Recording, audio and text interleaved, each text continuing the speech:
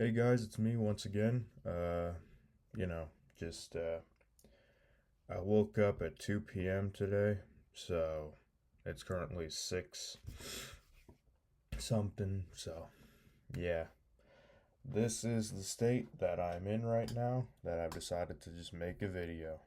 There, the lighting's better now. Um Today I want to talk about what are morals.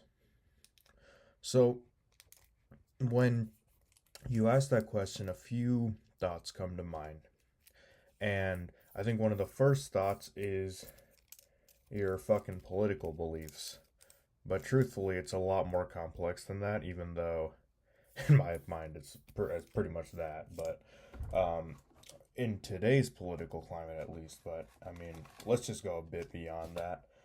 If if your morals are dictated solely on political ideology, then you are just a soulless shell floating in this absence of nothingness. But if your morals are dictated based on what you actually think in your mind and how you have a functioning frontal lobe, then you deserve to be celebrated as a human being. So, what do I mean by that? Um, well, first of all, if you do not support a um, modern day slavery, like sweatshops and stuff, where they force people to make various articles of clothing, then I'd say you are probably a good person. But let's expand on that example a little bit. Because for the average person, literally almost everything that you encounter with was made in a sweatshop. This computer that I'm recording this video on, the clothing that, well, I'm not wearing a shirt right now, but like clothing that I wear that's in my closet over there.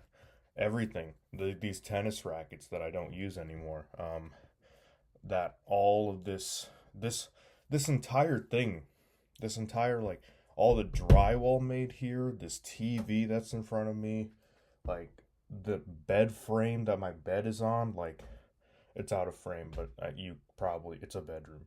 Um, but yeah, everything is just made in sweatshops, and unfortunately, there's like no avoiding it because if you try to avoid it, then things get too expensive for us. We can't afford anything. So we kind of have to rely on slave labor indirectly.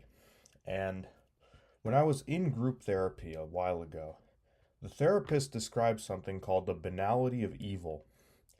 And that's when you kind of have to accept that there are certain evils that you cannot avoid in life, like, relying on sweatshop labor.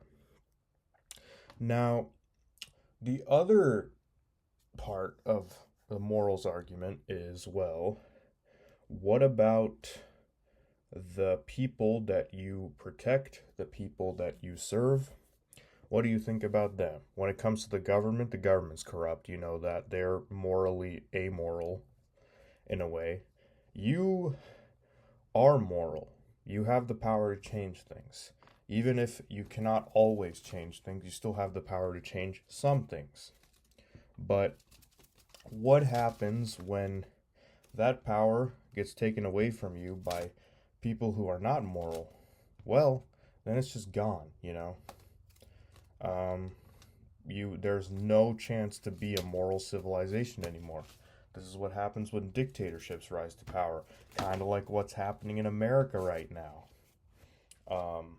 But yeah, when morals are completely neglected for power, that's when a country has truly died or truly becomes subjugated underneath what, what is supposed to be a democracy. That's when a country dies. A democracy dies. And when a democracy dies, you know what happens. And yeah, that's been the thing throughout history. History just keeps repeating itself. History will always, always repeat itself. Sorry, I'm just playing with these sticky notes. They're super fun. Anyways, so the third part, and probably the final part that I'm going to discuss, is the places where morals apply. So let's say you go to church. Let's say you're religious.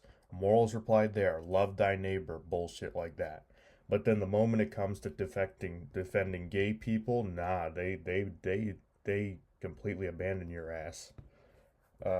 Another thing, school morals on like when should students get up, how much sleep are they getting, how are they doing, you know? All of these morals apply to affect how students perform.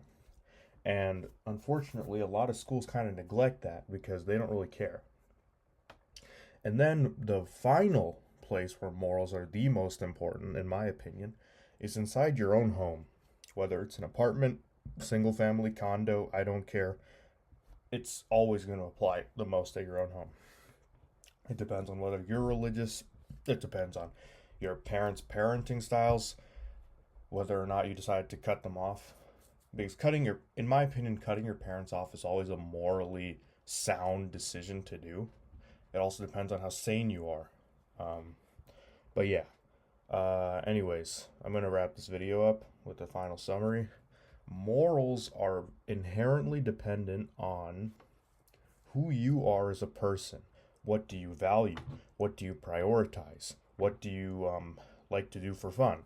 And the more you optimize that part of yourself, the more sound your morals become and the more you are going to find your people and be happier as a person. Or you can just ignore me. I'm just a bum, you know. I live in my parents' house still. I don't know anything. Maybe I just don't know anything. Or maybe I'm the smartest person in the world in your eyes. Anyways. Or maybe probably something in between, you know. Anyways, this was just another rant video. I'm definitely going to keep staying consistent with my videos. So goodbye for now. And yeah, hope you have a nice day.